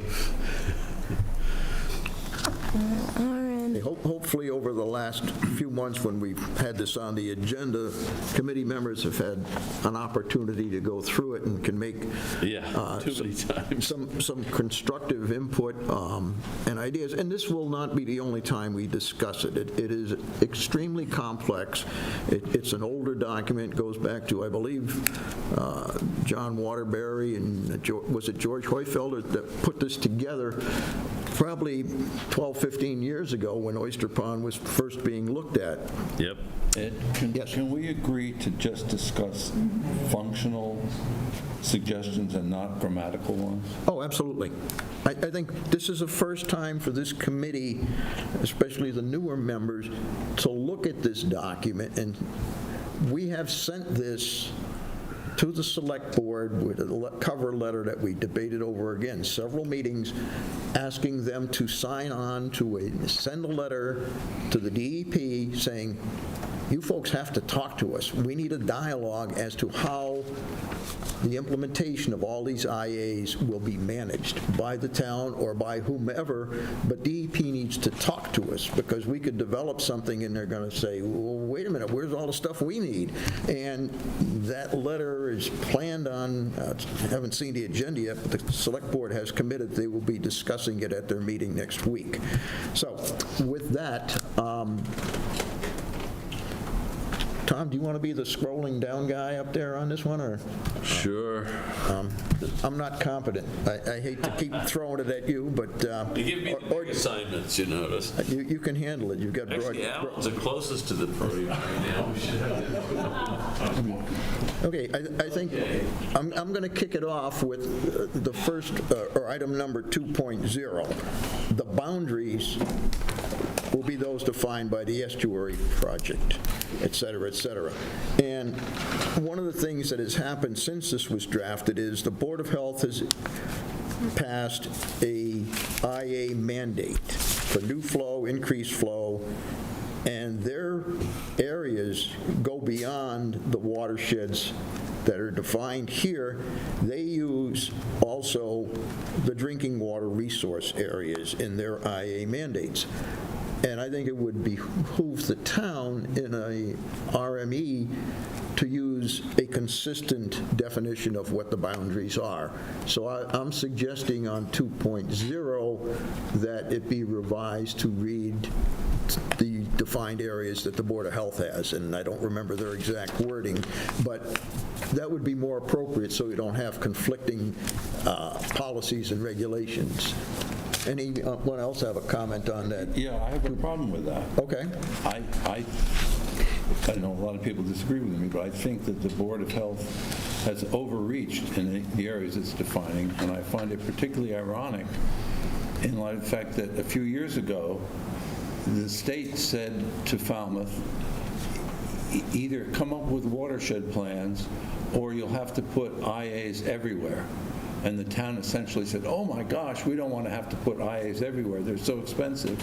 We'll do the plans so that we can reduce the number of IAs.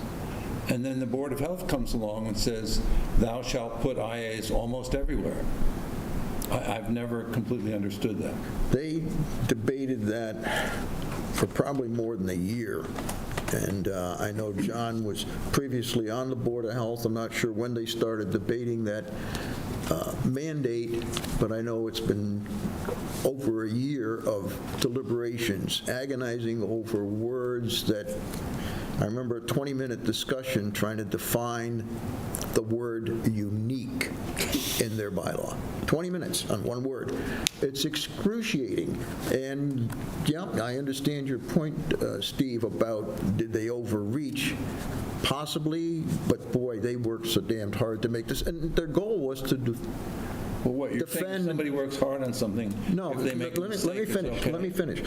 What their goal was in adding the water resource areas is in their role of protecting public health, of which drinking water is a huge part of it. And that's why they did that.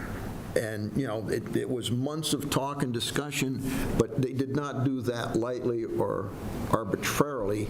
That was their definition. And we can talk to the Board of Health, you can talk to the Board of Health about changing that, but I think it would be foolish and indefensible in my mind to have one definition here and another one from another body, a regulatory body rather than an advisory, that is has that discrepancy. I agree that they should be reconciled, but if we give in by putting their model here, then that becomes the model for the town with no implied no questioning of it, and it makes what Kristen and Amy and GHD are doing look kind of ridiculous, because their plans should all say, well, first of all, the whole watershed that isn't already sewered will have IAs because the Board of Health is requiring it. It changes their numbers totally. I don't think so. It would increase the number of IAs in the community slightly, maybe significantly, but it won't impact the effectiveness of the RME. And if you did not agree with their boundaries in here and they have a different regulation, how do you reconcile that? So they need to be consistent, and I guess that's the point. Anybody else on that boundary? Go ahead, Ken. Well, I sort of agree with Steve. I mean, I think we're going through this exercise to define these areas based on load, and which is the whole reason we're doing this, and to then just, you know, expand beyond those areas creates a conflict. And frankly, if I was a homeowner and I was outside our defined loading limit and then mandated to do that, I'd take it to court and say, why are you making me do this? Well, the Board of Health has that authority, and I think, you know, it's an important point. I don't disagree with that at all, and it needs to be reconciled. Yeah. You know, So I think that's the my main point is primarily consistency between the RME, because if you don't have that, then, gee, there's some IAs over there in the other area in the water resources, but who's going to regulate those? How is the RME going to say, no, sorry, you're not on our list? I think it's a point that needs to be discussed with the Board of Health. So, Ed, in the interest of time, I submit that this is a major issue that requires a long time to discuss. There are about 15 sections here. If you round off the time left to half an hour and ignore everything else on the agenda, that means 2 minutes per paragraph. right. So let's continue Can I on. just real quickly Go ahead, Tom. say something? The whole reason we're doing this is a state mandate to solve our nitrogen problem. The watershed designations, our approach to this are all controlled by what the state wants us to do. The Board of Health regulation is an in-town operation, so I think philosophically it's important to keep them segregated and not paying attention to the Board of Health regulations in this, because this is something we're doing to meet a state mandate. And the state mandate doesn't, that's my personal spin on things, and I'll stop there because as Steve and others have said. Okay, good point. Anyone else on the board? I agree that they should be consistent. I'm not sure I agree that, you know, having the Board of Health do something different than what we're proposing. I think we need to better understand what's driving the Board of Health decision. Because as, you know, Ken has said, you know, we're focusing on reducing nitrogen.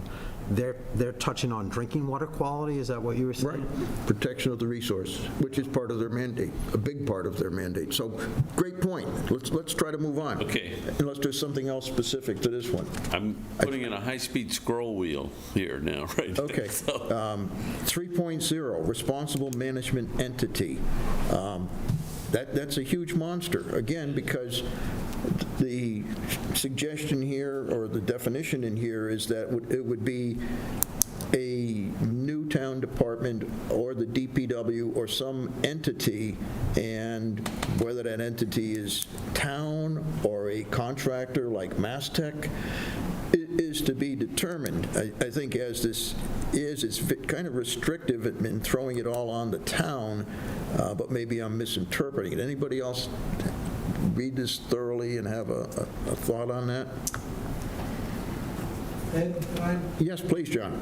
This is your document. Do you want to come up here? So I think the rationale here is ultimately the town is going to be responsible for all of these IEAs to DEP. So whether they contract out monitoring and a whole bunch of the stuff, ultimately the town is going to annually have to report to DEP, this is what we've managed to accomplish. So I think that is perfectly a reasonable thing at this point. And ultimately, that's something that's going to be negotiated between the Department of Public Works and DEP.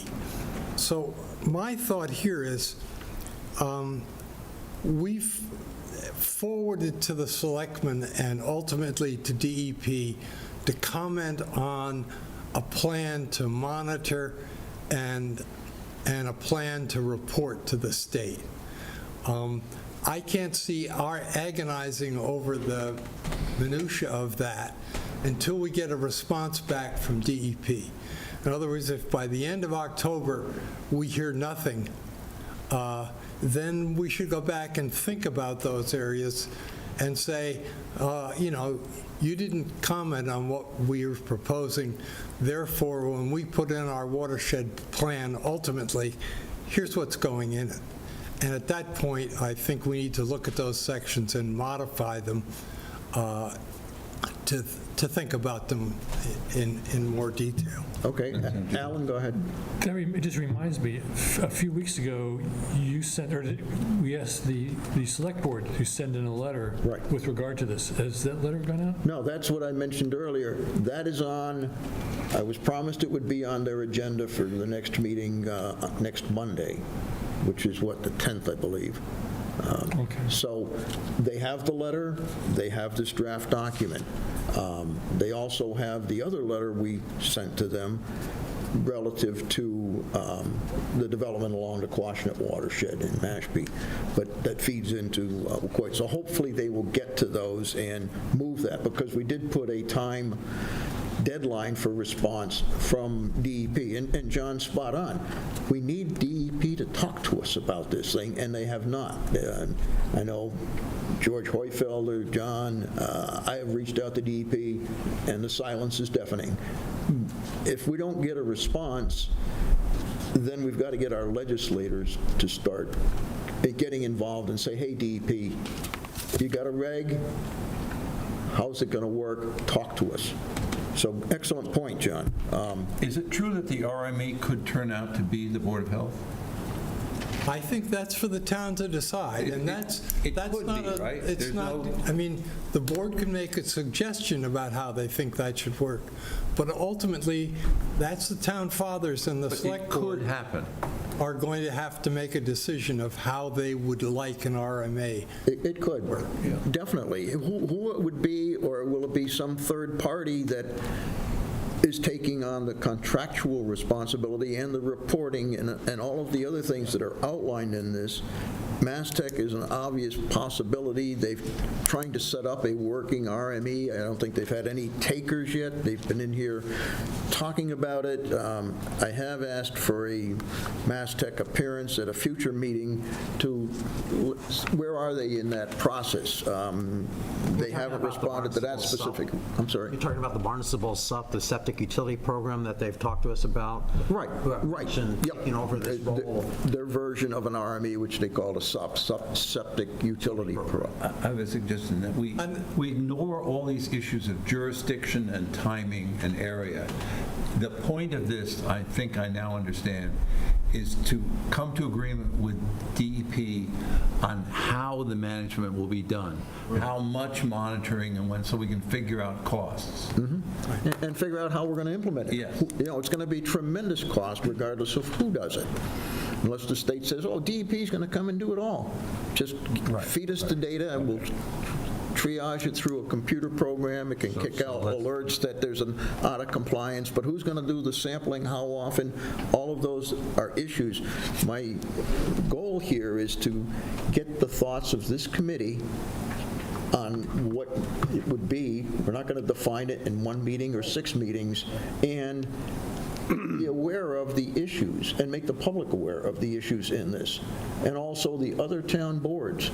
Planning board's meeting the other night, it was incredible how much they're unaware of the impact of their decisions on the septic and nitrogen issues. That's important. I think the MassTech's program has been frustrated by the same issues that we're struggling with. They have not been able to get from DEP the critical parameters for monitoring and reporting. So let's move on and talk about those. Yeah, can I just say? Oh, okay, go ahead. You know, I think as we go through each of these, it would be good to just say, maybe quickly go down the board. Do you agree with what's in here?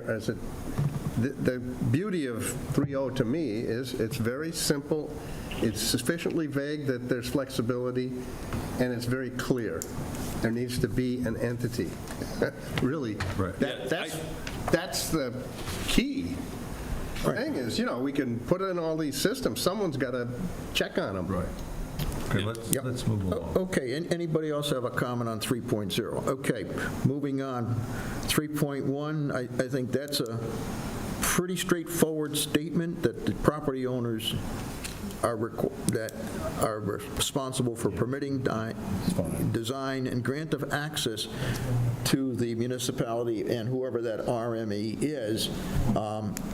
And I'm going to think that it makes sense for that possibly to be the installer of the system, the clean-to, the ones who design, build, install, and are responsible for the performance. And I think it's pretty straightforward who the responsibility is. The actual entity that does it to be defined. Anyone else have a comment on that, or should we move to number? Move along. Just one. Go ahead, Ken. Because I'm going to channel Hilda and Earl for a second and say, because it says advanced IA system, and every time it says that, probably, you guys had a good verbiage for that. It was a nitrogen source separation. Something like that ought to be added in, just in my view. Okay, go ahead, John. on 3.1, that may require special state legislation for the ability to go on people's property. I don't believe the town at the moment has the right to do that.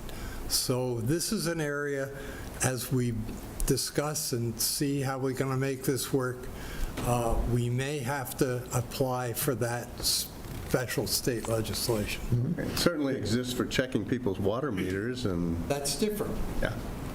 Well, people do have access. Okay, Earl, you're up there. Go ahead. Thank you. Earl Barnhart, Green Center. We sent in some comments on this, and we would like to have in the definitions, number 1, SSS, Source Separation Sanitation Systems. And in every one of these 2, 3, 4, whatever, wherever it says Advanced IA, you say Advanced IA or Source Separation Sanitation. Okay, understand. And, you know, again, this is part of what is the DEP going to do? If source separation technology, whether it's urine diversion or whatever, is effective by the documentation and the history that the DEP requires, then they would most likely define that as that is an IA, because it meets what they want for an IA. Maybe, but this forces the issue. Right. This is, the crux of it is, hey, DEP, you got to talk to us. You got to realize the implications of your mandate for all these IAs. And they threw it right at us. I think Steve Layton mentioned it. The law, the regulation they put out is you either do watershed plans or you're going to do 10,000 IAs in Falmouth. There's already 3,000 of these suckers on the Cape, and the fact that they're not being monitored effectively and some of them don't work is a part of this problem, too. There's a legacy systems. Okay, 3.2 is an important one because it touches on, I believe, what Hilda and Earl and the Green Center folks have been talking about, load reduction. So it requires an IA to be operating at 10 milligram per liter or less, or 75% removal of total nitrogen, regardless of DE approval of a letter, da-da-da. So if it's approved for 10, but it's not meeting it, but it is able to document 75% removal, that's okay by the Board of Health. Will DEP say, okay, we agree with you, or DEP say, So that's the crux of a problem on that. 3.2 is that mass reduction, 75%. That's not a percent of, or an IA target number. It is a percent reduction in load. And they define it in the 2.0, calculating compliance using mass loading calculations. That is in the Board of Health reg that is cited as part of 3.2. Approval of on-site septic systems, 15.39 compliance using mass loading calculations, and how to calculate it is defined in that regulation. So, Ed, I had a question, because I went to go to the source document for that calculations, went to the town website, put in the Got the reg. and it came out as 15.11 was the requirements for determining, enhanced nitrogen removal. It was in a different number than what's shown on this document, and I don't know if there's an older or younger version out there, but Peter and I were comparing notes, and my version that I pulled up seemed to be younger than what he had, which had a different sub-article for the, it's a minor point, but we might as well make sure we have it right. Yeah, I mean, what is defined in the latest reg, which I think was just updated this year, and this was just, the new mandates were added to the existing reg, but the existing reg, how do you calculate mass loading? You measure influent total nitrogen concentration, and it's not the substance, it's just the numbering of. Well, okay. So I have it as 15.11 as opposed to whatever it has, 15.3.9. Okay. On the document I pulled up. We should just make sure from the bookkeeping, if somebody goes to find that description, that it's going to the they right can place. find it by that number. Okay, good point. There's a long way to go in this, and I think that's excellent that it's the latest. Using that number, that's what I found, and it tells you how to do it. So the important point here is mass loading is part of the Board of Health regulation, not just a total nitrogen 10 milligram or better, but a 75% reduction. So that's there. I'm going to cut this short so we can at least get through the last couple of things that I think will be quick. We will discuss this again. I'll probably put it on our next agenda, and depending on what else is there, if there's watershed plans to present, we'll factor that in and see if we can get to it. But there's a lot to it. It's a very important document. It's a great starting document. I think there are some tweaks that make sense, not for immediate, because we want to have something to start with DEP, but I think it's important to start looking into as a committee what is in this document that has been batted around for a dozen years or so. Okay, so we're done with this? Yes, I would say we're done for now because... Okay, so we're stopping at 3.4. Yep. Okay. Okay. All right, table the rest of this. 3, Ken. 3.3. We didn't get to 3.3. Well, we're still on 3.2, the mass loading thing, and there's a definition, what is the proper code number under the Falmouth regulations that should be cited there. Doesn't seem like it is. We don't have minutes for approval, so we'll be able to skip 7. Recent, and I think we have not done members' reports for some time. Any of the liaisons to, Board of Health, Concom, or I don't think we even have anybody at Concom or the Fairness Committee. Can I make a brief? Absolutely, go ahead. I understand that there are now 5 applicants for the 5 positions on the Fairness Committee, which makes the interviewing process very simple. And the Select Board is going to consider that at their meeting on the 17th.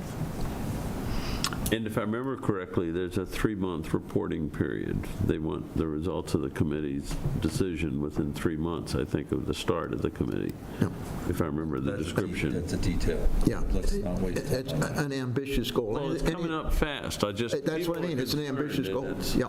Hopefully, they'll have a full committee and start having meetings by the end of the month. Anything else, Mr. Layton? No. John, anything from Board of Health? No, there was just one interesting case of a home on Green Pond. They were doing enough work to not trigger the need for an IA, but they're in a future IA district. So they're just putting in a Title V for now, but down the road, they realize that they may have to go to an IA once the targeted watershed management plans are accepted by the DEP. Okay. Tom, anything on shellfish? Yes. And Maggie's here. I'm only saying this for her benefit, but tomorrow evening, the Citizens for the Protection of Wacoit Bay at their annual meeting is hosting a colloquium, can we call it that? A 3-way discussion, we hope, of Falmouth, Mashpee, and First Light tribal work on aquaculture and different, compare and contrast is the way I'm phrasing it. We're going to look at different goals and success and what's controlling it. And the business meeting starts at 5:30, and this discussion. Go ahead, Maggie. Let Maggie come up. Give us the details. He doesn't know what he's saying. So Maggie McGaw, Citizens for the Protection of Wacoit Bay. The meeting starts at 5:30 just with refreshments. The program starts at 6. We will try to have an Evelyn Wood speed meeting to cover the typical annual meeting business of electing the board. And I will make a few remarks about the last 12 months and the next 12 months of the organization.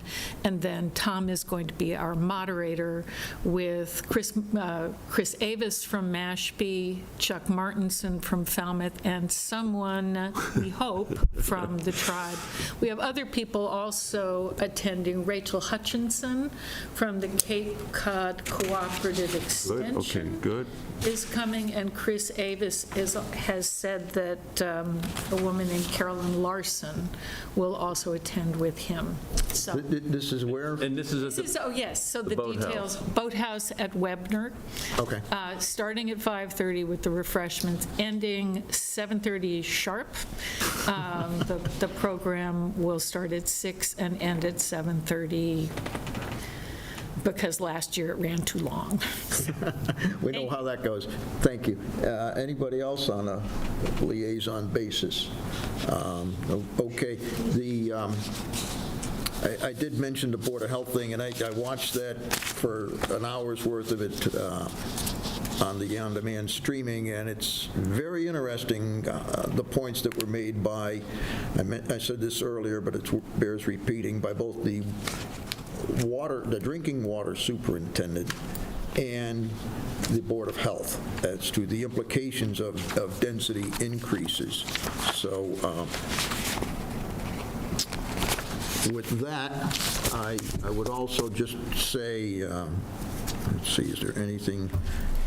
There is also on other environmental actions in the area, Mashpee, freshwater ponds, all the interested entities had a joint meeting that was extremely well attended to talk about their pond health, the freshwater ponds. So, they're being very active.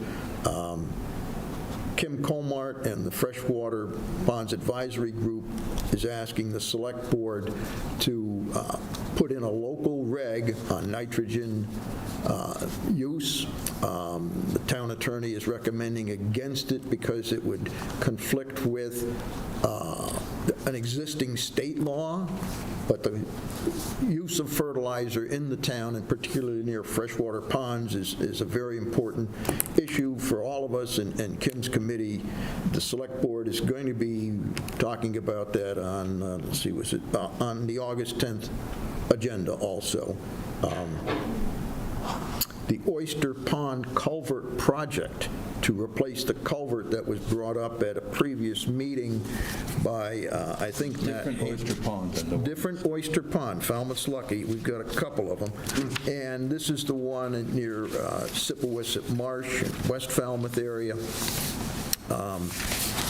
That is a dormant project due to lack of funding, but APCC, Association for the Preservation of Cape Cod, is the stakeholder and the group that's trying to replace that, and they've laid out what their plan is, what they'd like to do. They're gathering data at this point, and we'll continue that into the fall. They hope to do construction at the earliest in 28 or 29, but they don't have any money to do it. But that is a very fresh document I just received today on that environmental action. And lastly, before we adjourn, I received again today, and I don't even want to tell you how many emails I get relative to water quality issues, but the state treasurer, Deborah Goldberg, is asking the legislature to make a revision to the funding, and this ties in with the whole fairness and the availability of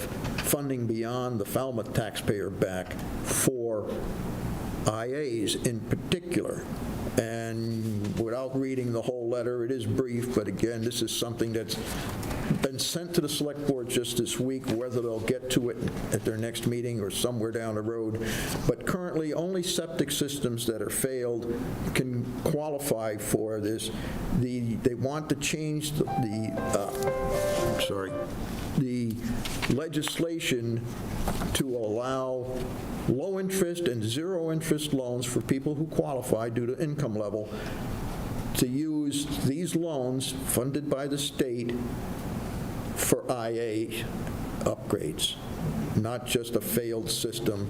And that would help the IA effort and give them an opportunity that's similar to a sewer mandate for low-interest loans. So a lot of stuff going on in this thing. With that, I would entertain a motion to adjourn. So moved. Seconded. All those in favor? Aye. Thank you all.